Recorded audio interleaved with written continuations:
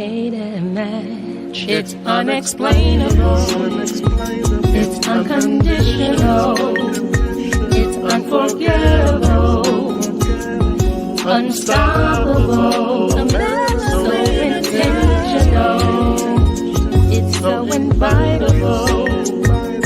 Indescribable. Hello, and welcome to His and Her Perspective. And here at His and Her Perspective, we find common ground to harmonize relationships. And we do that by having these questions, these comments, these topics like we're going to do today. And today we're going to talk about single and dating with kids. We're going to have this conversation for y'all singles out there. If you are looking at us right now, make sure that you are sharing, right? Subscribing and saying something. If you're looking at us, do a watch party, share with your friends, share with your family, do something, but just don't look at us, right? And just don't do nothing, right? Also, we always tell you, let us know that you're here. Say hello to us. I keep telling you, if you walk into a room, you should definitely make sure that you say hello, and then we'll say hello back.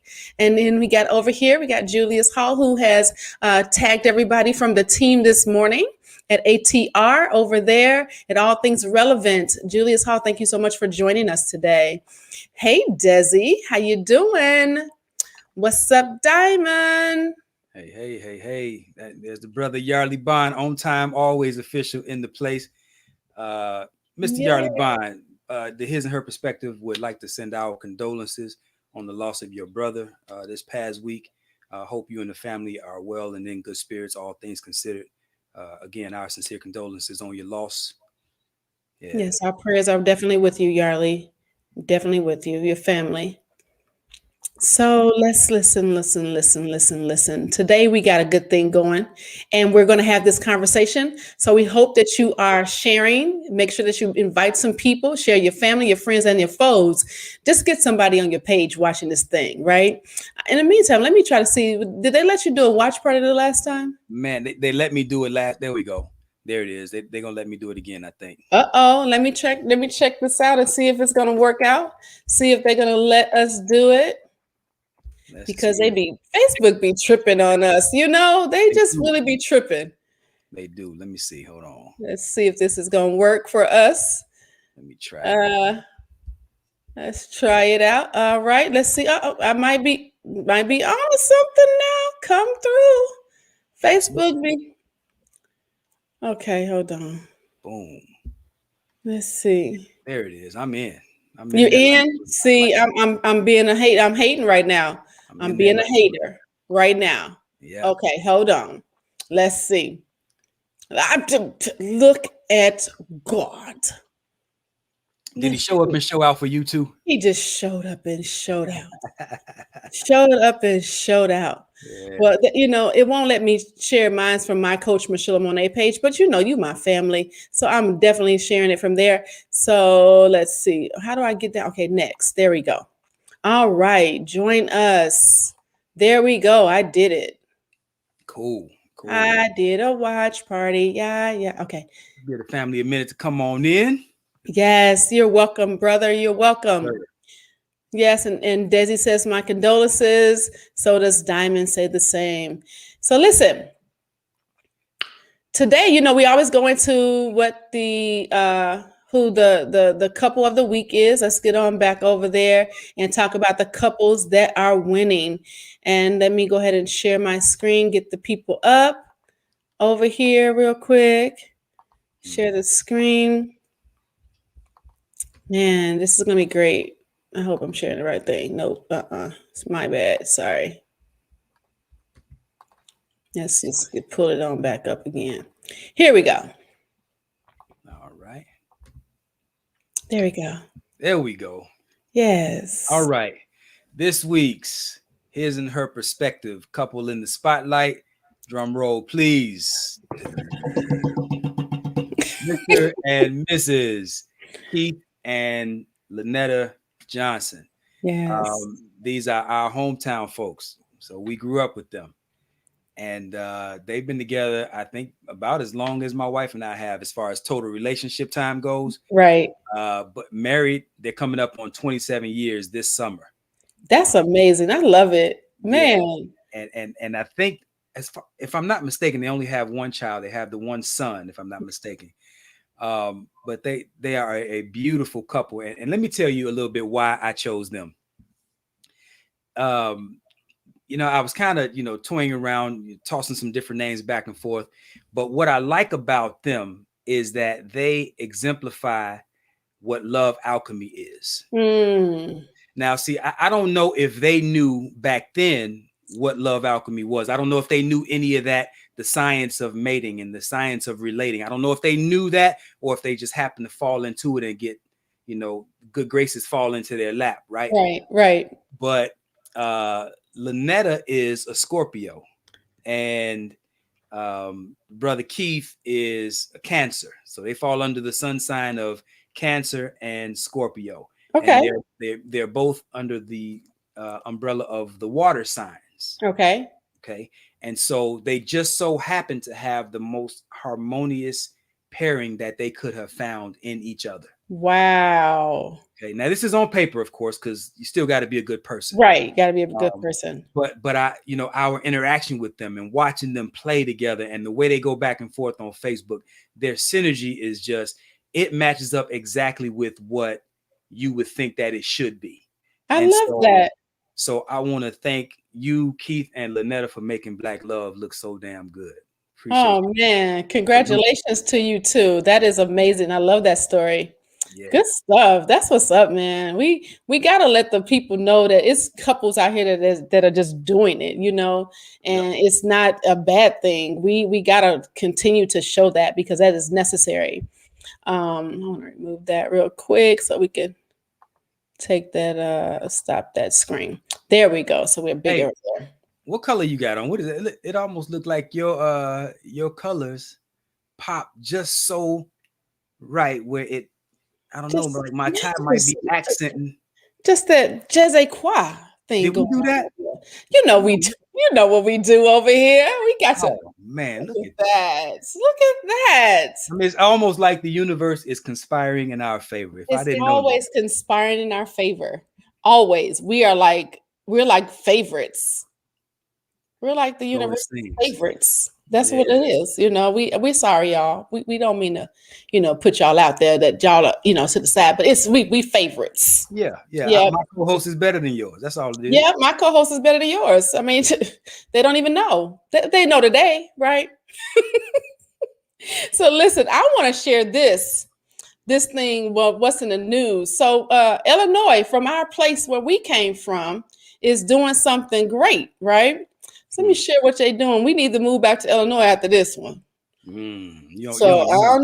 don't know. We might have to after this, right?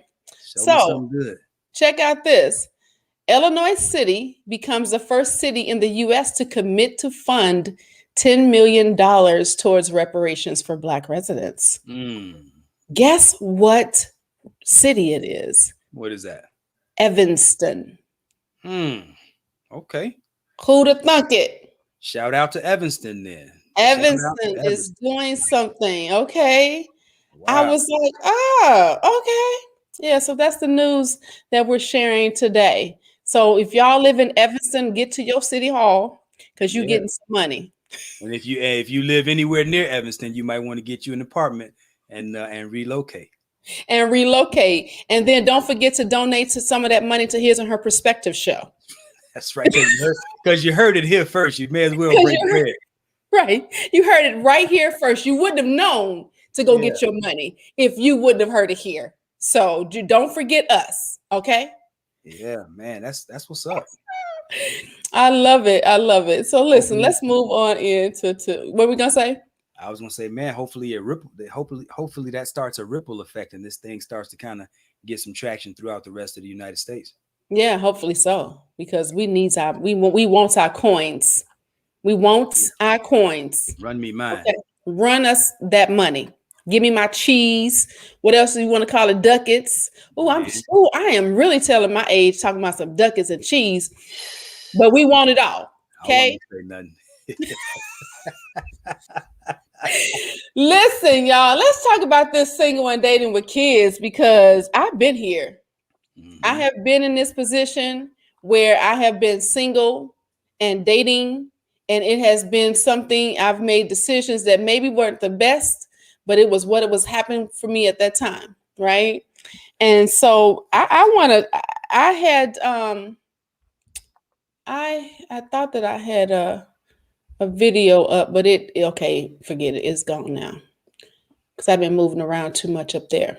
But yeah, so what's your thought about this whole thing? What do you think that people should do when they're dating and they're single, but they have kids, young kids? Because we're not just talking about because you grown. My kids now are grown. My oldest is 30, he'll be 30, and my youngest will be 24. So, but when I was younger, in between marriages, I dated to get the marriages, right? So, and I introduced my children during a time when people may have thought that it wasn't the right thing to do. And my thought process was, I'm going to introduce early so that you don't get used to being by ourselves, right? Because if that happens when I then start to introduce them, then that person's going to feel like, oh, well, now they're taking up my time. No, this is a package deal. You're going to get them and me. And if you want me, then you'll want them, kind of thing. What's your thoughts about that? Yeah, it's tough because, when you're the single parent and you're, looking for somebody or trying to find that mate, excuse me, that person isn't just dating you. They're, especially if you're looking for something out, long term. Right. If you're looking for marriage, for instance, they're not just marrying you, they're marrying a family. Right. So in essence, you're not just looking. So as a woman, you're not just looking for a husband, you're looking also for a father to your children. Right. And so then I guess the question has to be asked, because we're all looking for, first of all, the basics of relationship is to heighten the human experience. Right. At the foundation of it all is to heighten the human experience, right? So if you're a single parent and then somebody comes on board to your program, then clearly your experience, considering all things are on the up and up, right? Your experience is immediately heightened because now you have an additional parent to add into the fray. Right. But the question then is, how does that person's experience get heightened? You see, what is it that you as the single parent with your child or your children, how do you add value to their life? What's in them being single? With them being single, what's in it for them? Is there another child that you're offering them? Is it some sort of value that you're bringing to the table where it makes their life better? Because ultimately that's what we're looking for. So right. I think that as the single parent, you have to concern yourself with, okay, yes, they're adding value to my life by being a parent to the child or children that I already have. Now, how can I also level them up in return? Because without reciprocity, it's not really a good deal for the person who's coming on board to be the parent to a child that's not his or hers. Right. And you know what the thing is that, and like I wasn't looking for a father for my children. They had fathers. So I didn't need them to come in to do that and for that sole purpose. So when you think, and a lot of women would say the same thing, we're not looking to replace the father of our children. Because that person will be in the household, you would think that would happen, but many times it doesn't. That person doesn't necessarily automatically come in being the father of those children. That is a relationship that has to be built, and the single mother should not be forcing it to be built. She needs to come in knowing that, hey, yeah, he's here, but you don't force that situation. There has to be something that has to be talked about, and a lot of times that doesn't happen. Even if the other parent is still in the picture, if those children are living with the single parent and a new parent comes into the scenario, he is still by default the parent, or at least a parent. part of the equation, so to speak, because he or she is still going to be responsible for the daily goings on in those children's lives. So even if even if the other parent is still a major player in the picture, when you have custody of those children, he or she, the new single parent that's marrying in, is still going to be a major part of those children's lives. And so there's still some parenting required on their behalf.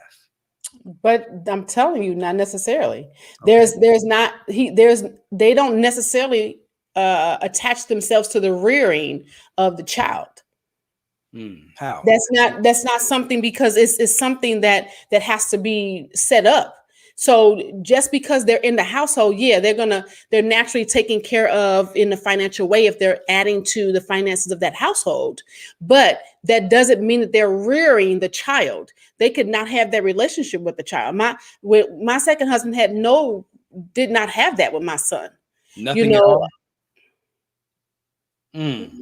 So they were just ships in the night, just kind of passing each other, and that was it.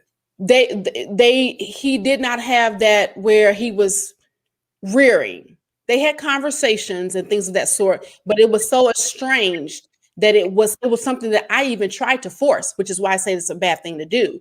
Because when you try to force that situation, now you're making it it's not organic and it's inauthentic. So things are happening that don't, that you as a mother would be side-eyed. I was looking like, what you say to my son? Because I knew that they didn't have that relationship. And then how old was your son at the time that he came in? My son had been he was maybe about 9, 10. And so there was he never had to chastise your son. He never had to correct your son, provide instruction. Like there was none of that. Not on a consistent, and when I say rearing, I'm talking about where there's a consistent thing. There may have been something where he didn't like something he did and went to reprimand. But I think that rearing is not just reprimanding. Rearing is building up, strengthening, encouraging that child, as well as reprimanding. But if it's always what's wrong with them? Why are they doing this? Then that's not you rearing. That's them getting on your nerve. Right. It's all of the above. Yarley says a single man cannot be the head of someone else's family. He cannot repair the remnants of her past broken relationships. What do you think about that? I think that's true. And I think the reason why, because he's coming in and this, like my second husband, he had no children, had never been married before. And he came in with a ready-made family that he wasn't ready for. And so we have to pay attention to that, which is why it's really, you should be having kids with your husband or your wife so that this won't happen. And then, well, I ain't gonna say stay there if there's abuse, but work that thing out because you want your kids to be raised in that household. But I agree with that. What's your thoughts? Yeah, let me read that again. It says a single man cannot be the head of someone else's family. Yeah, I'll tell you this. It's hard. That would be hard. It's the more involved the ex is in the children's lives, I think the more challenging the dynamic. Now, the more open-minded, the more fluid the relationships are, the healthier minded, the more emotionally healthy the people involved are, then the more palatable the situation can be. But to the point that Yarley made, just me being the man that I am, if I'm coming into a situation and there's a child there or children there, I can't, especially you talking about 9 or 10 years old. These are children that are at an age where they need correction, they need instruction, they need guidance. And I would not be able to sit idly by and not address different scenarios that need tending to, different corrections that needed to be provided. I would have to. It's just in me. I'm not going to be able to say, well, he's got his real dad, so I'm not going to say no. If you're under my roof, I'm going to say something. And so that brings my next question, which is, as the single parent, how much leeway do you give? How much authority are you granting them to correct, to chastise your child? How Now, much? and that's kind of what Yarley's, as a single man, he cannot command respect of the family because a woman will not allow that man to be above her children. Now, I want to say this. I really believe that it is necessary for that man to come in and be able to be the head of that household and include those children as his children, is if he's doing that, which means he needs to cover it all aspects of of that family with those children. However, most women, it's like I got clients today that I'm like talking to them and like, you can't, you don't wait till y'all say I do if y'all living in the same household to allow him to rear your children. He needs to come in and command the respect, and you need to lead by saying, hey, this, y'all gonna respect him, and this is how it should be. But if they're not on one accord, letting the children know that it's a us, you know, and y'all are gonna listen to us. If that doesn't happen, it's going to be very difficult for that single parent to go in and then adhere, or have them to adhere to their respect factor. It's just, and it's not just for women, because there's men who are single parents and they're raising their kids, and if that woman is not being introduced as who she is to him, or he who he is to her, then that respect factor is not going to be there. Yeah. So I guess the next question, part B to that question, would be, do you allow them, like, what constraints do you put? So for instance, let's say a man comes into, you're a single woman, and a man comes in and you have 2 small children, and he grew up in a home where spanking was the norm, not beatings, not abuse, not, excessive amounts, but spanking, right? Physical correction. And he wants, as the step parent, he wants to spank the children. I guess for the family, I guess the question would be, man, where do you draw the line? Would you allow a step parent, male or female, to spank or physically correct your child? How do you feel about that? I think that it would be the same conversation that you would have for that child if it were that child's parent, biological parent. Do we spank our kid? And if you all can't agree that we either spank or we don't spank, then that's a problem. So that conversation should be had prior to you moving that person in, you getting married, and now they're the stepdad or stepmom. Because if you have a different view, like I was a proud believer of spanking until I had my daughter. That little chick didn't get hardly. I think she got maybe one spanking. It was at the brunt of me just had enough. But so I think that it was still the same thing with her, for her father. Don't spank her. I don't want her spanked. So I don't think that it's any different. That conversation should not be any different, whether it's the biological parent or the step parent. Because if they're coming in to parent that child, to be a husband or a wife to that child, to that person, and they have children, there should be a equal respect factor that takes place in that household, so that that child can get the benefits of having those two parents. And I think that what happens is, a lot of times it's not that way. A lot of times people are afraid that, well, I don't want them to overstep. But if you're afraid for them to overstep, then they shouldn't be in the household with your children. I agree. If you can't trust that they're going to do right by your children, whether it's reprimanding them, spanking them, punishing them, rearing them, encouraging them, if you have not thought that whole process out, then they should not be in the household with your children. Mm-hmm. Yeah, there was a comment up top where Aaron Miller said, trying to minimize the other person's role in the child's life. And I think he was talking about this part. If you're single, Yarley said that if you're a single guy or woman, don't do it. But then he says it's not fair for the single person, the child, and the parent. And then that's when he said exactly. And then he answered that. Okay. So I wanted to give the context so that people understand. Cool. So yeah, and And that's what happens. And that's exactly what I was talking about. It minimizes it when you don't give that same respect. Yeah. Yeah. So I think this is kind of the part where it makes it really hard to find a healthy relationship when you have children, because it's already hard enough just for two single adults to get on the same page. But then when you add children to the equation, there's some moving parts that are added to this.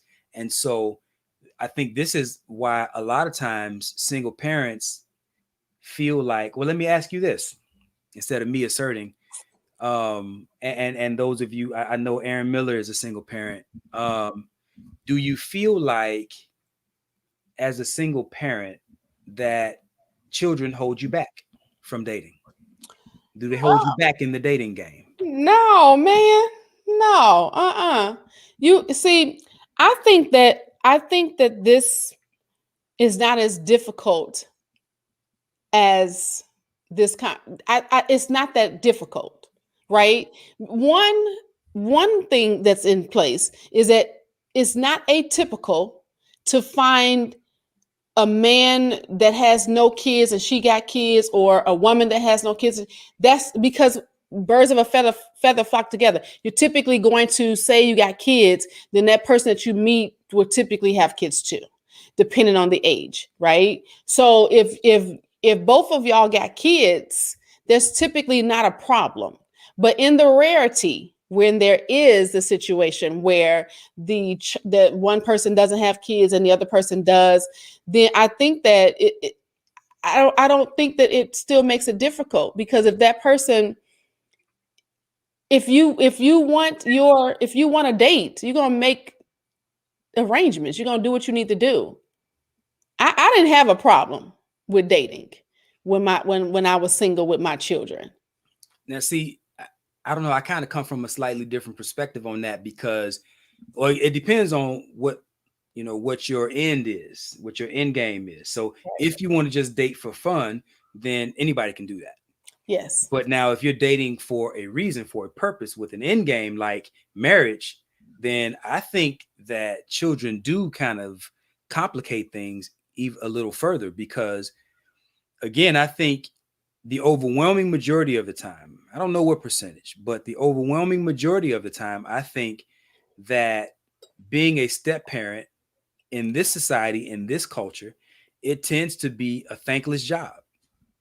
And I think that the oncoming step parent gets the short end of the stick more often than not, because you have all of the responsibility and really very little of the reward.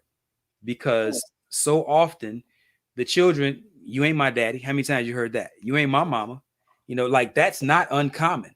Yeah, it's not uncommon. And then this tug of war between, the two parents, like, are you overcorrecting my child? That's my baby. You wouldn't be acting like that if it was your child. You acting, you know what I mean? So there's this underlying tension in so many of these relationships where the motives of the step parent are questioned. Yeah.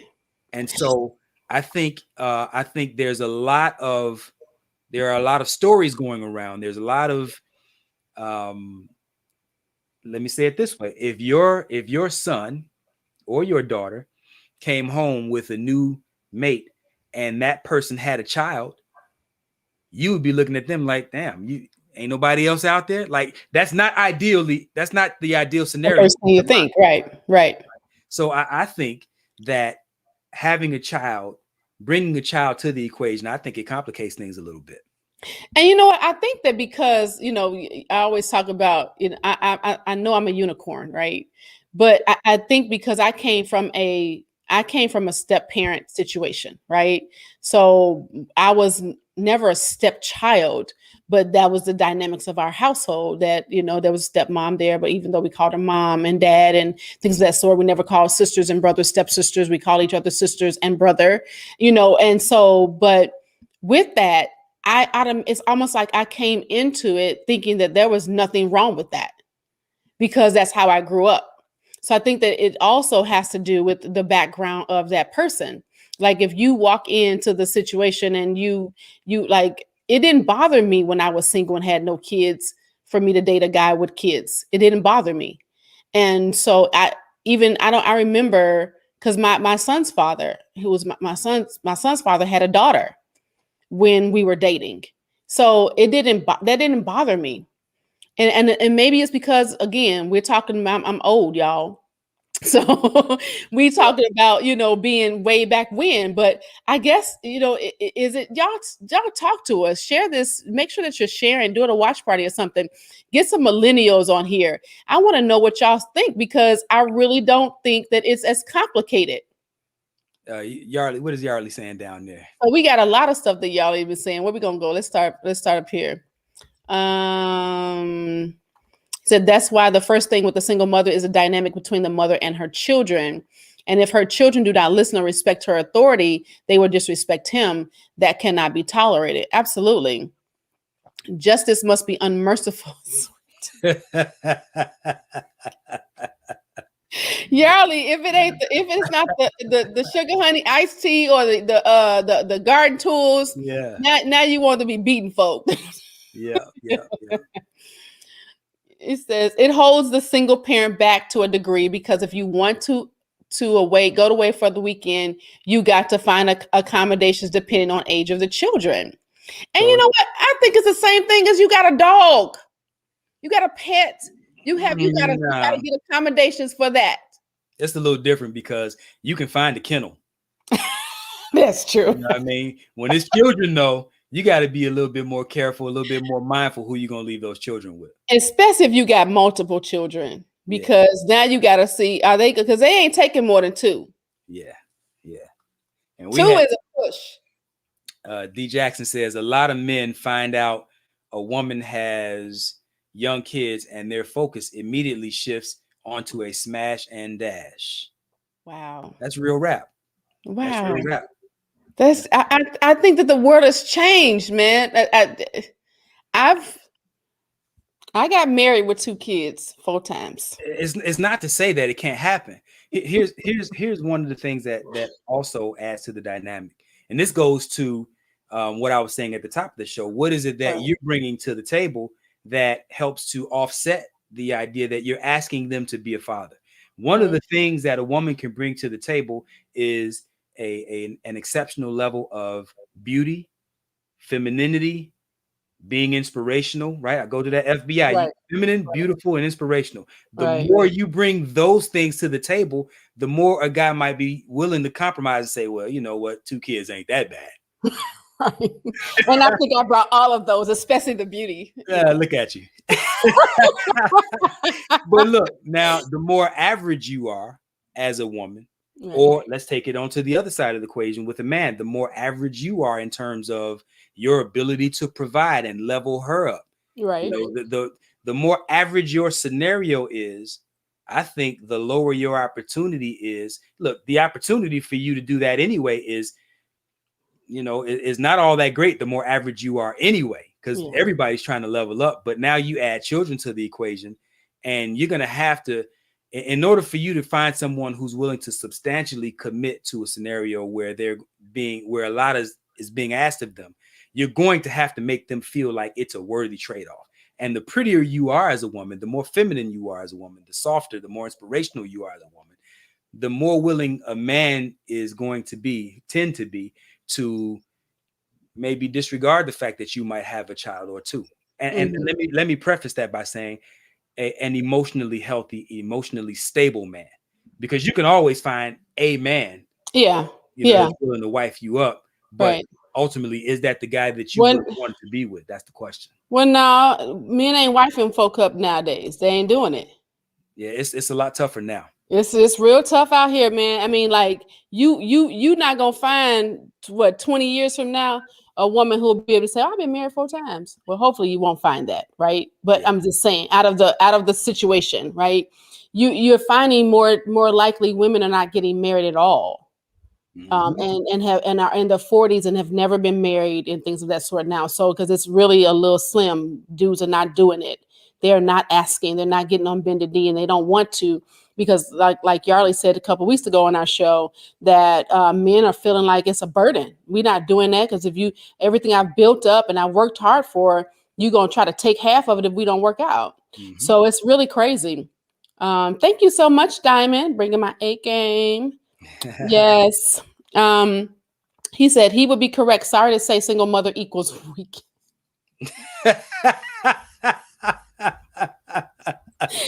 From this day forward, I am not reading Yardley's things because I always get stopped right in the middle of it. Yeah, You reading his stuff. I'll read Yarly's comments from now. I don't mind. I love you, Yarley, but I always get stuck and go. Hey, Yarly keeps it a buck, though. I mean, you know what? It does, man. That is a very common sentiment, though. What Yarly just expressed and what Dee just expressed a little bit earlier. My lovely wife has something to say. What she say there? I had 2 children by the time I was 19, one and a newborn. I knew that if Vaun and I didn't work out, I would be single until they were 18. Dating was not going to be an option for me. My focus was going to be on raising them. Once that was accomplished, I would then consider dating. That was my thought process. So what that sounds like is one of the scenarios where a single parent would begin to prioritize the children and what they consider to be their well-being rather than their own personal gratification in finding a mate. What do you think about that? You know what? I have two cents. One, I wonder if it, what happened? You good? No, you look like you froze for a second. Go ahead. Okay. One, I wonder if that would be like a long time, depending on if something would have happened between you, and was she single and raising kids for 18 years versus single and raising kids for 5 years, or worse, you know what I'm saying? So the length of time for that, because I think that after being single for 18 years, if it had that happen in the beginning, what would have been the situation later? As far as, her dating at that point, which she had already been set in her ways in a place where it would not have allowed for a man to come in. And then the other thing is, I think that that's a great thing because now the child gets to only have still those 2 parents in, because you're only going to have that one father in, whether it's, every other week or weekend or whatever that goes. So there's no confusion there. But yeah, so I mean, and if you think about our purpose and our children, with the whole purpose is they're lent to us. It's our responsibility to take care of them and do what we have to do to take care of them. Then yeah, great thing. But I'm sorry, I wanted a man in my life. I did. Look, I understand. I mean, it's I think that what my wife is saying there is a very noble thing, but I also understand it's not easy to do that. Because it's look, my wife is an introvert. And so 9 times out of 10, she don't want to be bothered with people anyway. She like, nope, go away. So with as noble as a gesture as that would have been, it takes a certain personality type to even be able to entertain that type of thought, let alone to pull it off. Right. But I'm convinced that she would have pulled it off because she don't like people. Right. So, no, we know what you mean. She would have focused on her kids. Yeah, it would have been easier for her to focus on the children than the average person, because the average person wants a little bit more human interaction. And whereas my wife enjoys her alone time, her solitude, except for the fact that she's married to an awesome guy. So, she really, that awesomeness. I mean, she just so lucky, isn't she? Man, somebody come pop my collar. Whatever. And the thing is, and that's me, because I'm an extrovert. I thrive on the external, get that power back and then go and sit myself down. So I mean, again, it depends, like you said, it depends on the person and what type of personality they have. So I think that that's a good thing for her. As a stepmother of eight, my spouse did not have to be extra anything to accept his children. Okay. Now, see, I think, y'all correct me if I'm wrong, ladies, you jump on me if I'm wrong on this. I think that it's easier, or maybe easy ain't the right word, maybe simpler for a woman to come into a scenario and deal with children that aren't hers than it is for a man, because I think women more often tend to have that nurturing aspect, whereas man's primary objective isn't to nourish or to nurture, it's to get his seed into the next generation. Yeah. And Yeah. so when a man recognizes that it's not his seed, typically we're not very interested in the nurturing of someone else's seed. Mhm. Like we're investing all of our time, our energy, our assets into making sure that another man's seed makes it into the next generation. Yeah. You see, And I agree with that. biologically, it's just, it's just not how we're built. But here's another aspect too. The well-being. There are so many predators out here. There are so many people who, not even just predators, but people who aren't mentally and emotionally healthy, and they will abuse your children Yes. psychologically, if not physically. Yes. And so these are also things. And I think, just to my wife's point earlier, this is one of the primary concerns that she had, that there's so many creeps out here. There's so many people out here who are just not well. Right. And so her primary instinct was the protection of her children. Right. And her mindset was that it wasn't worth the risk to bring in different people only to find out that they were willing to harm the children. Right. So to me, that's a very respectable and noble gesture, very self-sacrificing, because we're not meant to be alone. But that is who Desi is. Desi is totally self-sacrificing. She gonna sacrifice herself, but unless you piss her off. Yeah. But other than that, she will give the shirt off her back. That's who she is. Yep. Many people are not that way. Yep. And I'm on the team that had somebody did something to my kids, they would have just lost two parents because I was going to jail. Yep. Right. Somebody going to jail and somebody gonna die. And we ain't gonna have the conversation. It's just gonna happen. So it's like those parents who the kids trying to convince the child, or the child is trying to convince the parent, their biological parent, that somebody did something to them. Yeah, you look like it. You say, let my child utter the first word, somebody died that night. So I thank God that I didn't encounter any of that in any of situation I've ever been in. But that is happening more frequently than not. Or they're having people who are jealous of the children because the child may be getting a little bit more attention than they are, and they're killing these babies. Yeah. So it's really a lot of stuff that's happening in this day and time that we're in that just was not happening. Well, I won't say it wasn't happening, but it wasn't as rampant as it is today. Yeah. You have several comments there.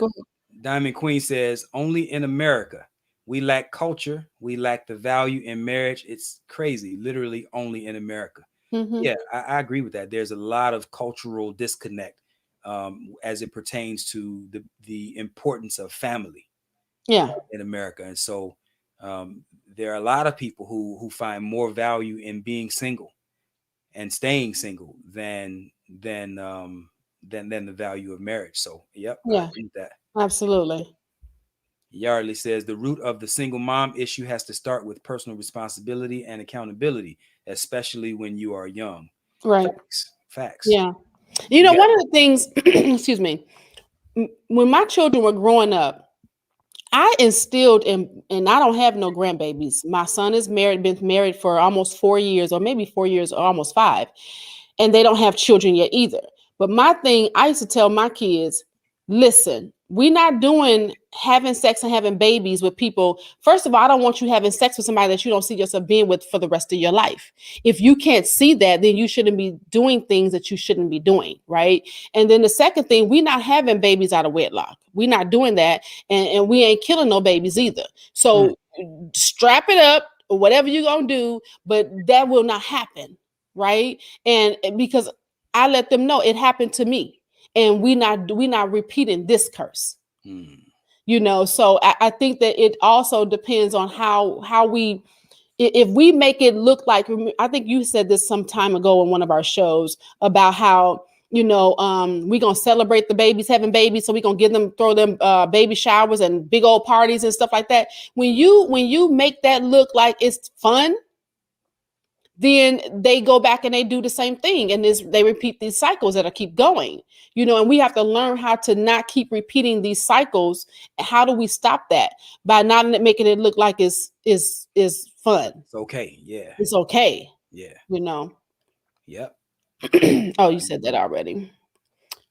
Diamond Queen says she's not entertaining it. I'm with Coach Michelamonè. Now I seen dudes wife up women who had 6 kids by 6 different men multiple times. I've seen that too. I'm not saying that there aren't men who won't do it. What I'm saying is that the overwhelming majority of the time, you will find that women who are bringing children to the equation will end up not being able to find a suitable husband. Yeah. Now, again, there are always going to be exceptions, but as a rule, men generally do not want to raise someone else's children. Yeah, and that's what it. Oh, I'm sorry. What Yarly says, for a man, it's about bloodline. There you go.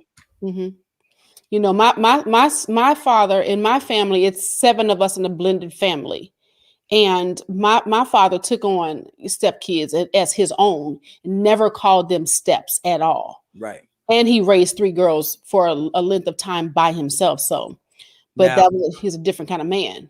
The other side to that, just to what Yardley was saying, for a man, it's about bloodline.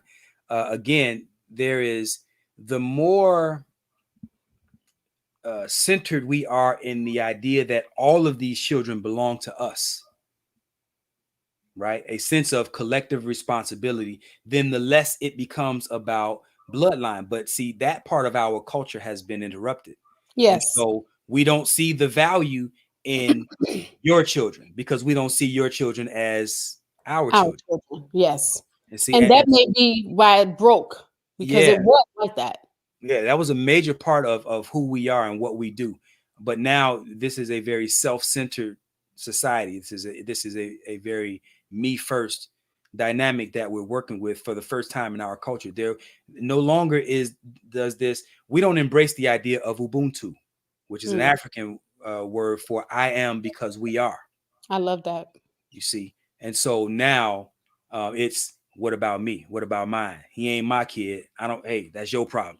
You see, whereas it used to be that's our problem. Mm-hmm. Go ahead, you got. But that's because our culture is each generation is being more diluted. Yeah, facts. That's really why. So your DJ says your sister-in-law would like to strongly disagree with the notion of it being easier for women than a man. Right. That's why I changed it to simpler. Because I think I think generally now I'm generalizing because there are always exceptions.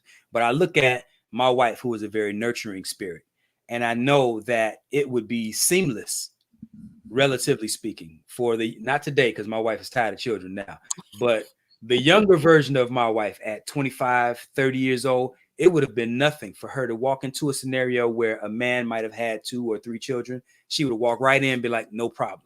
Right. You see, right. But because there is a side of her that, that looks to nurture children. Yeah.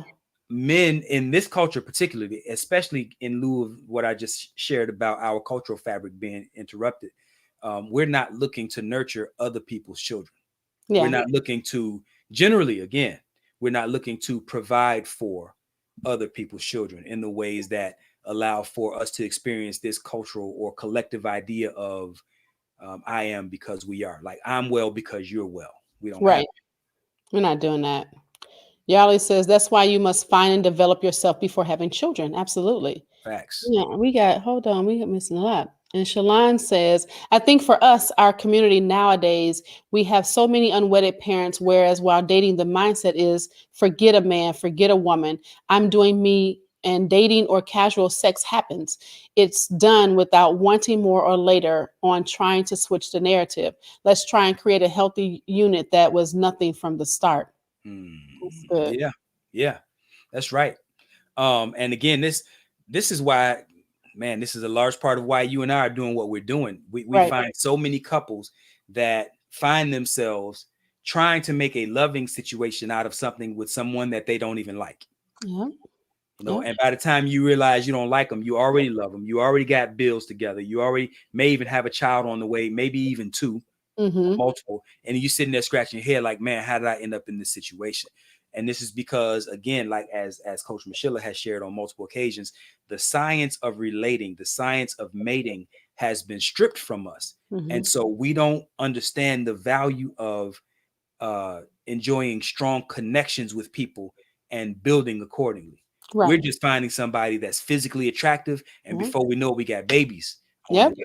And we spend more time trying to find an outfit for the club than we do who's going to be the child of our, you know what I mean? Yeah. Who we're going to make a child with. Not, I Yeah. shouldn't say we. A lot of us are doing that. Yeah. A lot of us, and it's sad. Yeah. But we do we do what we've been taught to do. Yeah. It's sad these predators hurt children because their mama allowed them to be in their lives. Justice will unmerciful and painful. Yeah. Don't sleep on how common that is with stepmothers coming into the I was about to equation. say, because it's not just women. Men Yeah. come in and they and as a matter of fact, let me give y'all a personal story. So my dad's a great dad, you know, but he was looking for a mother figure for his daughters, 3 girls he was taking care of, and I was the oldest at 8. Okay. And the woman who claimed to have loved him was treating us like we were garbage. There was a time, and I wrote this in my book, there was a time when she took us to the store and we got a block away, and she put me out the car, left the 2 babies because they're 5 and 6 years younger than me, left the 2 babies in the back seat, but put me out the car, made me walk behind the car. Wow. Then when I caught up to him, and I was oblivious at 8, like, we here? No, you get out. And she took off. Well, why? I'm chasing the car. Like, what happened? I still don't even know. But my only thought process when I finally caught up with the car was to find out where my siblings okay, my sister's okay, you know. And when my father got whiffed of what happened, it wasn't pretty. I just tell you that. Yeah. Because somebody had to tell him that, you know, and that was him finding out later on that she was abusing us when she put us outside in the deep winter with our pajamas on. Yeah, it's, man, look, and this is why I say I'm generalizing when I say that it's a simpler process for a woman to arrive at the conclusion that, yeah, I'll take care of someone else's children before a man can arrive at that conclusion, particularly in this society. Again, I stress because of our cultural fabric that has been disintegrated. Yeah. And no longer do we have this idea of collectivity or the collective good. It's more individualized. Go ahead. You got some more comments? Natalie says the mindset needs to change because accountability is for single mothers and fathers. There is a disconnect. For every single mother, there is also a single father. Facts. But the difference, though, is that the single mother is the one who often ends up with the children. With the child. Full time. Yeah. And the father just has, you know, sometimes at best joint custodial, but oftentimes he might see them on the weekends. There are often times where many fathers opt out of the equation altogether. Right. So 9 times out of 10, hell, probably more than 9.5 times out of 10, the mom is going to be there full time, and then the father, you know, much less. Yeah. Or he's got the babies all the way. Yeah. If a man loves me, he loves my children, or he can go real quick because I would love his like my own. And that's what Coach Vaun said earlier in regards to women. It's easier for us to nurture and love somebody else's kids because we do it to even when they're not, you know, we're not in a mating situation, you know, whether it's a friend's children, a family member's children, a cousin that wasn't able to take care of those children. We still would bring on somebody else's kids quicker than a guy will. Look, me and my brother grew up as, you know, we had a stepfather. And we used to plot like, okay, if this happened, then this is how we gonna get him. You know what I mean? Like, I was 14 when he came into the picture. My brother is 3 years younger, so he was 11. By the time I was like 16, 17, minus 3 for my brother, so 16, 13, 17, 14, 18, 15, we was like, if he ever try anything, we'll, you know, you don't think like that when it's your father. Right. You see? But he was a stepfather, so subconsciously we like, man, he ain't my daddy. He ain't my daddy. And if he ain't on point, boy, we'll woo. You know, we'll do what we got to do. Yeah. And that's that part I'm talking about, where it's that thankless. Oftentimes, not all the time, but oftentimes it's that thankless contribution where there's nothing on the other side. You're contributing to the well-being of someone who ultimately there's no reward for you on the other end, because they don't love you like that. But that's not that happens Often, but often. like, I don't know what percentage, but it's often, not uncommon. It is not uncommon, definitely not. So yes, diluted, watered down with no substance, and very selfish culture. Absolutely. Yeah. And Shalon says, forget a man or a woman, thoughts created from letdowns, not being treated with the standard. So the conversation about kids are far from table at beginning of getting to know someone. I don't, what do you think about that, brother? Let me read that again. Forget a man or a woman, thoughts created from letdowns, not being treated with a standard. So the conversation about kids are far from table at the beginning. Yeah. I think forget a man or a woman. That's that whole, if I'm reading that correctly, that's that whole, I don't need no man, I don't need a woman. We heard it in rap songs. I give you a joint before I give you I give you a girl before I give you a joint. Of course, they use the expletive. I give you a B before I give you a joint. So it's the learned devaluing of one another that we have. So forget a man, many times women are able to arrive at this conclusion because the government has replaced your man. Yeah. You have allowed the government to, you don't need the security of your man because you can call 911. You don't need the contribution financially of your man because you can get aid or welfare. Yep. WIC, what have you. So because the government has stepped in, purposefully, might I add, it's not that's not by happenstance. So the government has stepped in and made its best effort to replace your man. And so it has left you without the urgency that you would normally experience towards finding complementarity with a masculine counterpart. Well, since you have these needs, financial needs that are being met, it's keeping you from experiencing third world like poverty. It's keeping you can get a gun, or you can call the cops, or you can take taekwondo lessons. You don't feel that urgency for the protection that a man adds. So now oftentimes what women are looking for is companionship. Yeah. Rather than what a man's real purpose is as it pertains to the family. And I'll say something, a similar dynamic exists with men as it pertains to women. Sex is so easy to get now. Like there was a time where we had to work for that thing. Right. And so now that it's so easy to come by, we like, get married for what? Why buy the cow when I can get the milk for free? Yep. Or I can have multiple cows. Have multiple cows, get all the milk I want. Get some chocolate milk, some strawberry milk, some banana milk, some milk. And then when I'm tired of it, I just move on to another cow. That's it. You see, so there has been a purposeful devaluing or a purposeful engineering of the way we see each other now. And so we see each other through the eyes of our oppressors. Yeah. That's what y'all saying. Our culture is being diluted by the advertising industry, media outlets, and government policies to destroying the Black family. Absolutely. Yep. And people don't see that, which is why so many, especially back in the day when women were having babies just to get more public aid. If you have 3 babies, you can get this amount. Yep. Craziness. Like, I think while she was talking about my story, that's a shame, that is sick. Yep. It all happened to me, Diamond. I'm telling you, I got lots of stories. I told you. Thank you so much. I appreciate that love. Yep. Go ahead, protecting your mother. Yes. Yeah. Correct. The mother is who raises the children in most cases, but we say that, and in a way that statement lets the man off the hook. They are just as responsible. We have to change the way we raise our sons. You are so right. Look, again, I will add to that by saying, even that mindset has been engineered.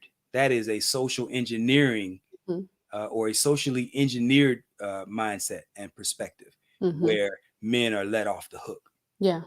You see, Yeah. that is not a natural response to. That is not a natural response by males as it pertains to their offspring. We are biologically engineered, genetically predisposed to putting our best effort toward making sure that our seed gets into the next generation as strong as they can, passing the baton, if you will, to make sure that the next leg of the relay race is ran with strength. But that has been interrupted by this government's effort to ensure the disintegration of the Black family. Absolutely. And we have to see that. We cannot ignore that. And a lot of people, this is a thing. A lot of people want to ignore it because there's this thing of this division. They don't want the division. They don't want to feel like, well, we're being mean to other people, or we don't want that to sound like, oh my God, we're prejudiced. But we have to, we are the only people that, or the only, what's the word I want to say? People in a species that does not protect the longevity of its own. We're more concerned about what other people are thinking rather than what we need to be thinking so that we can preserve our own and make sure that we don't die out and extinct. Yeah. More concerned with what other people are thinking of us than we are with the experience that we're actually having. Yeah. And then how to combat that experience. Go ahead. Yeah. We got Diamond wants to know if you get along with your stepfather now. I had grown to the point where I got along with him better once I joined the Navy at 18 years old, and he was a large part of the reason that I joined. I mean, we almost knuckled up right before I left to go to boot camp. Wow. And I mean, it got pretty heated, but exit stage left, and I was able to move on, and so yeah, we ended up getting along pretty decent after that. But my brother still had 3 more years, and my brother caught hell. I mean, it was a rough. I shouldn't say caught hell, because my brother was a bit of a knucklehead too, so it was a little bit of on both sides. But he gave my brother a hard time. He had a hard time those last years. I get it. Yarly, you read that because it sounds like it's gonna have something in there. All right, Yarly says, stories like that, Coach M, burn me to my soul. If a woman did that to my daughter, in the immortal words of Genghis Khan, I am the punishment of God. If you had not committed that great sin, God would not have sent a judgment like me upon you. So sorry you went through that. So basically, he's saying he would finish her. Yeah, In that's Mortal what Kombat kind of way. I don't want nobody to think my daddy was a bad man, but he came out disheveled. How's that? Yeah. And so thank you so much, Charlie. I appreciate that. I really do. Yeah. And it's sad. And those are just a couple of stories. So there's some things that happen, but I thank God that once my father did find out, he didn't tarry and say, okay, well, you got to figure that out. No, he took us away, and he said he would never put us in a position like that again, and never happened again. So absolutely. Wife says, my brother and I plotted against my stepfather too. I think step parents tend to want the children gone in most situations. Not all, but most. Growing up, all of my friends had problems with their step parents. Yeah. Look, y'all know where I go when I want to get my deepest insights and profound wisdom. Where I go to Animal Planet. Animal Planet. And when I look at these lions and the way they behave when there are already children on the scene, the male lion comes in, they battle, and he battles the current leader of the pride. Right. And if he wins, that male lion the other male lion goes on. The new male lion is now king, and the first thing he does is he kills off the current. Wow. He kills them all. Now, I'm not saying that we come in as men wanting to kill the offspring, but to the point my wife just made, we tend to want them gone. Mm-hmm. Now, there are different motivations for this. The male lions, they may come in and they kill largely because when they do kill, it stirs up, it induces the female lioness to go into heat so that he can bring forth his own seed. Whereas as men, we intuitively know there's not really a lot for me in this deal. And so even if we come in with the best of intentions, the thing, there needs to be some pretty smooth seas, you know what I mean? Mhm. Because if we begin to experience hardships, we're like, man, I don't really want your ass here anyway. Yeah, You know yeah. what I mean? And so we Especially looking, when there's strife and you like, yeah, listen.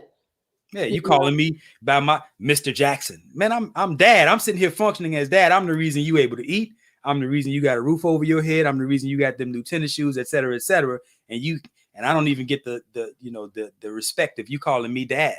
yeah, You're calling me by my first name, or if I'm lucky enough, you call me by my last name. It's just typically, again, there are exceptions, yeah. but typically, you get the short end of the stick as a stepdad. Even on the outskirts of it ending, right? Because I've been in that situation before where I obtained a relationship with the children, and then once the relationship was done, guess what? You have no rights to those children that you've established a relationship with, and then that's a problem. Yeah. Before I had my daughter, because my daughter was by my high school sweetheart, which was before I met my son's father. But in between us breaking up and all that stuff, when I finally got back with him, I had my son by then. Mhm. And then he took on that responsibility. I mean, my son even looked, everybody thought that he was his father. But when I got mad and we broke up, get your own kids. Mm. So now, wait, what do you mean? I've been taking care of this kid since he was little, since he was born, and now you're gonna tell me to get my own kids. And I've been through that situation too. So it's really the overall situation can really be not good for the kids. We need to not just talk about for the parents, but for those kids that are coming up, because it's just a lot. It's a lot. Yep. It's a Yep. lot.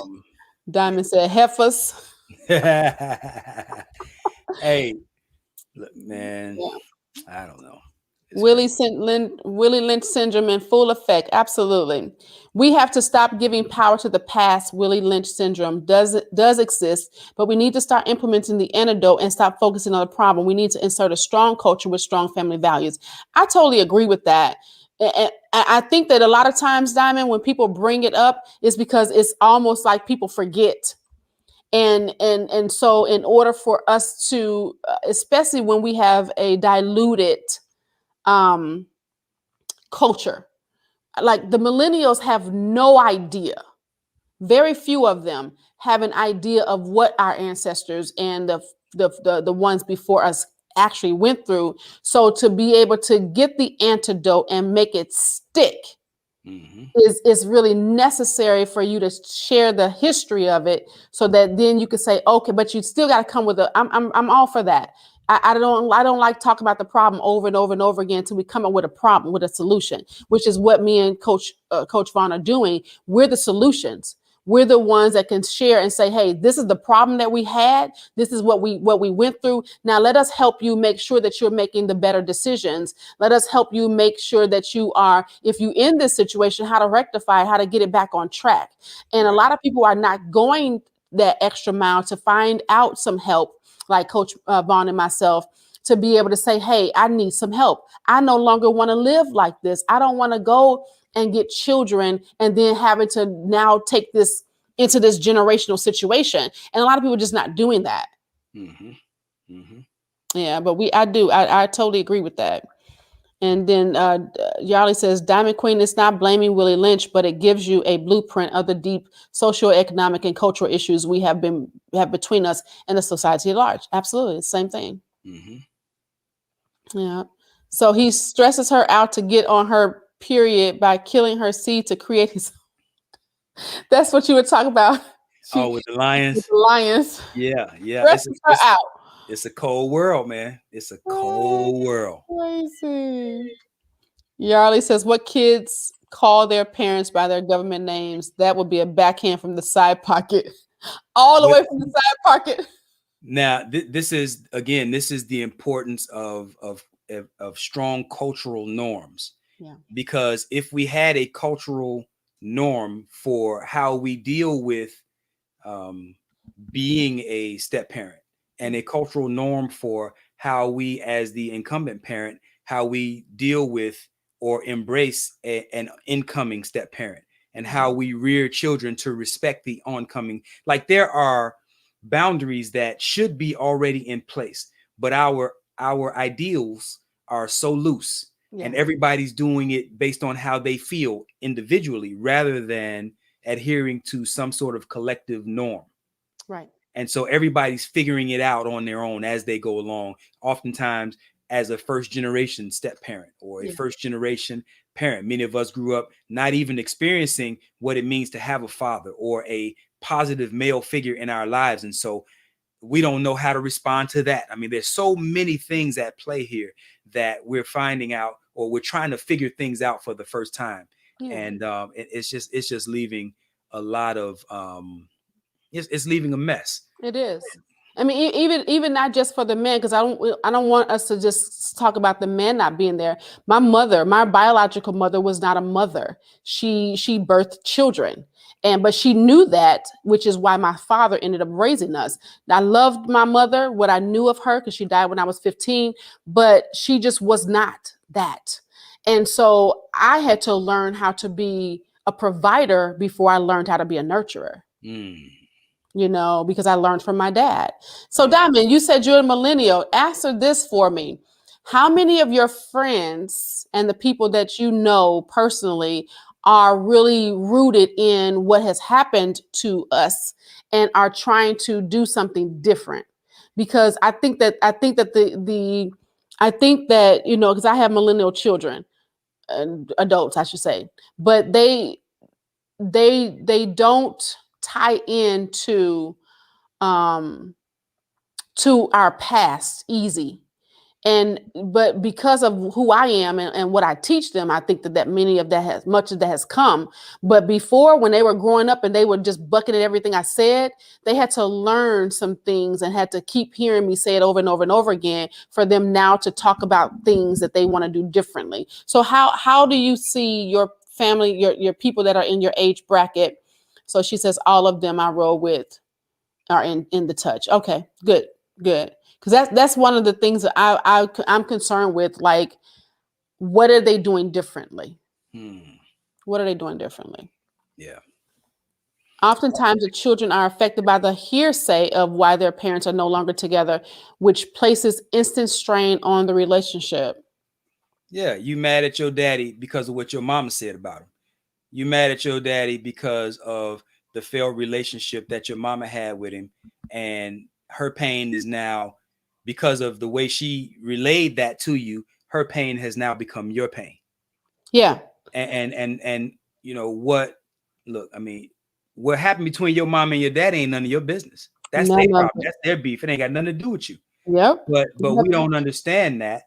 And you're typically going to side with the parent that you're getting the most input from. It's just like, even as a parent, when you have children, if you have 2 children or more, typically the one who's crying the loudest or the one who brings their story to you first, your heartstrings are going to be pulled by that one. And so you're automatically biased because that's the story you heard first. That's the pain that you experienced first. And so the other ones are automatically in trouble before you hear their side of the story, if you allow them to pull at your heartstrings before you're able to get a balanced perspective on what actually transpired.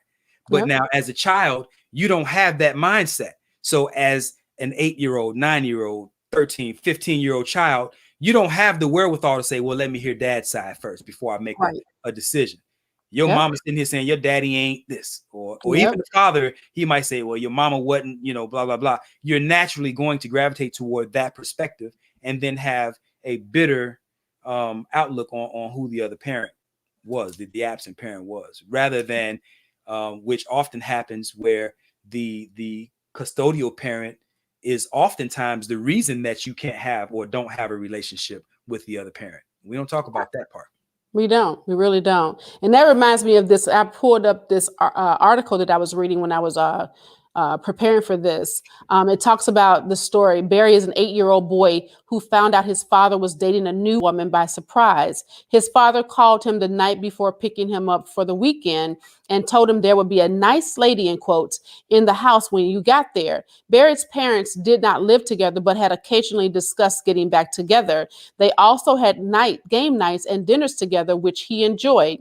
He was upset about the new woman in his father's life. Now there is this new woman, and she said, now there is this new woman, and she sat in my favorite chair. She was nice, but she was not like my mom. When Barry told his mother about the father's new girlfriend, his mother was furious. She had no idea that their romantic relationship had ended and he was dating someone new. Wow. It's like, so because apparently the father was just thinking that they were raising their kid and he was tapping it whenever he felt like it. And then when he decided he was done with that, he gonna go and do something different. Yeah, well. I didn't say, yeah, well, okay. Yeah, well. I don't know what to tell you. Oh, goodness. Diamond says, go ahead. You want to read? I have a friend that has a day named after him and is a strong advocate for Black males in the school system. Yardley says those who do not learn from history are doomed to repeat it. And we are repeating it, brother. We are repeating it. We are consistently repeating it. Natalie says the children often do not like the step parent because they have been labeled by their parent as a homewrecker. Wow. Now that's a different dynamic because it doesn't necessarily mean that the step parent became a step parent because they were cheating. You know, now, but if that dynamic is there, that's an even tougher dynamic. Yeah. Oh yeah. That's the other side of the game right there, where you know the cheating went down and you know that's tough, man. I mean that's a whole nother show because talking about now you got to deal with the fact that now these kids are gonna know you were the one that dad was cheating with or mom was cheating with, and man, how do you do that? How do you now bring those kids in under that situation? That's crazy. You the reason that my daddy ain't here, or right? You the reason that my mama ain't here. Yeah. Yardley says easy fix. You all get your asses beat. I guess he was talking about when I was talking about the children all coming, you know, one of them coming to you with, you know, the conflict. Yeah, that's my thing is, you know, if one getting in trouble, everybody getting in trouble. My friend is a millennial, so that is one of my examples of being in touch with history, especially systemic racism. Yeah. It's really something that we really need to start. One of the things that, let me say this. One of the things I think is a major issue is that millennials are not listening to the elders. There's nobody sitting down and saying, hey, this is what happened, because they don't want to hear the history of it. They want to, well, let's stop talking about that. Let's talk about something different. Let's see how we can move forward. But the elders are not going to let you move forward without understanding what that history is, because they understood what they went through. You know, when I had my son, I went through that part of you can't have man's shoes in your house, or where did you get this TV from? You know, who bought this television for you, ma'am? Or, you know, you can't have this washer and dryer in your apartment. What? All because I was getting public aid. When that woman left my house, I tore up the application and got a job, and knew from that day forward that I had to be the provider for my children, so that nobody could come in my house and tell me who could put shoes up under my bed but me. And that was a problem for me. That actually was not something I heard. That was something I lived through. A lady coming in from public aid telling me what I can and cannot have in my house because they would give me a little bit of money. You know, that point that you made, or somebody made, about elders not talking to the children. I mean, even the gap or the disconnect is probably a better word. The disconnect that we're experiencing between our elders and the younger generation, even that is a socially engineered phenomenon, because it's natural to revere the wisdom of elders. but now are you smarter than a fifth grader? Right. You see? And so Right. it injects into the mind of children that they don't need your wisdom because you don't know that What E they equals know. MC squared, right? You Or the don't, new math. yeah, you don't, as the elder, it's so many things you've forgotten more than they've even learned in their whole life, right? But they don't understand the difference between wisdom and information. And Mhm. so they value information over wisdom because it's constantly being injected into their look. Are you smarter than the fifth grader? Yeah. Oh, you can't help me with my homework? Then my teacher is smarter than you are. Yeah. You see? And so there's so many different things that are taking place in the minds of our children that we send them off to school for 8 hours a day to be conditioned by someone who doesn't necessarily share our ideals, so that after 10 years of doing that, sending your children off 8 hours a day for 10 years straight, by the time they come home, you don't recognize the product that you sent out to be educated. Right. Absolutely. And so, Diamond, I get what you're saying. She says it's a lot of pressure being a millennial because we are constantly being judged for not wanting wisdom. There are different kinds of millennials. We are not the same. We have some strong leaders who are very wise. You're absolutely right. Y'all are not all the same. It's kind of like when we were growing up, they said them youngins, they ain't listening to none of us. But it wasn't that we all weren't listening. It's just that was a generation calling out the generation. Mhm. So, but there are many there. I know some woke, if you will, millennials, and I know some that are very sleepwalking, right? But so we know that we do have to not peg everyone, but you are a unicorn, Diamond. I want you to know. Yeah, You and your friends are unicorns. Diamond is conscious. Yes. Yeah, but it's not typical. Yeah, me and Diamond had some good conversations. Yeah. And Diamond is definitely, even though she's one of the millennials, she's definitely woke. Yeah. And so we just have to, the thing is, we have to get more and more. And so that it's kind of like when I was growing up in my generation, I didn't outwardly tell an elder that you think that I don't want your knowledge. We didn't say that. We would say that whispered in a corner, like a block away. So it's certain things that makes the millennials stand out. You guys are much more bolder than we were. We wouldn't step into an elder at all. We just weren't going to do it. There was no way, shape, or form that we were going to try to get our story out. We were going to listen to their story, go outside a block away, whisper in the corner, I can't stand them. I hope a whole tree fall on them. But now millennials will stand in an elder's face and say, I hope a tree fall on you. Yeah. If they don't do what they can to make the tree fall on you. Exactly. So that's the difference. They'll fight you now. These children now, as an elder, if you try to correct one of the common things right now is that young men, 15, 16 years old, walking around with their pants so low that you can see their underwear. Like their pants are so low that if they don't hold them, they'll fall down to their ankles. Yeah. And if you, as an elder, correct the wrong child, you find yourself in a fist fight, if not getting Your shot. life. Yep. You see? And so a lot of elders have decided, hey, you know what? I'm gonna keep quiet because I don't want that kind of problem. Yep. So there's a huge disconnect. And again, I say this is a socially engineered disconnect. It's not just something that's happening organically. Which is what Yarly is saying. The crack and the video games. It was done on purpose. And we fell into it, like head first. Yeah. And so look, back to the theme of the show.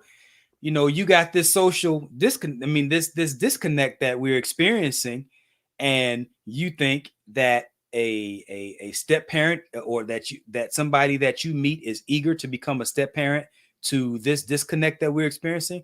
I'm telling you, it's challenging, and you would be wise again to promote to your children these days, because for many of us it's too late. Yeah. Right. Yeah. But you would be wise, and you would be doing your children a great service if you promote to them the importance of not having sex with someone unless they can admire what they see in them as far as wanting to have something long term with them and admiring what you think might be their parenting skills. Mhm. Because every time you have sex, pregnancy is possible, Yep. right? So if you produce a child with someone who you can't see yourself looking at that child and saying, boy, you act just like your daddy, or you act just like your mama, if that doesn't bring a smile to your face, then you shouldn't be having sex with that person. Nope. Should not. Because too And many of people, us now are saying, you act just like your damn daddy, yep. or you act just like your damn mom, and I can't stand it. If I can't Yep. stand your mama or your daddy, then by default, I'm having trouble tolerating you. Yeah, absolutely. Yep, absolutely. So this is good, y'all. We thank y'all so much for this, because this is a good conversation. It was a lot of interaction. We thank you for that. We always love it when you all are interacting. Make sure that if you you get off and you got some time, just go ahead and click a share watch party. Since you stay with us this long, you know what we're going to talk about, so you don't have to stay there, but just do a watch party, walk away from it, let somebody else on your page see what we've been doing. We really want to get our YouTube page built up. We are at 43 likes on our YouTube page, y'all. We need some more folk, right? Yeah, need We y'all to got a smash lot of, that like button. yeah, we got a lot of followers on our Facebook and our Instagrams, but you know, we want to build that up too, so that we can do some things over there. So please make sure that you go over and share that page, hit that like, subscribe button, get the bell so that you can get all of the notifications of anything. Go on and watch some other stuff, comment on some other videos that you haven't seen before, because we got all our videos over there. We're so excited. And you want to close us out? She Yeah, said, I'll crack her up.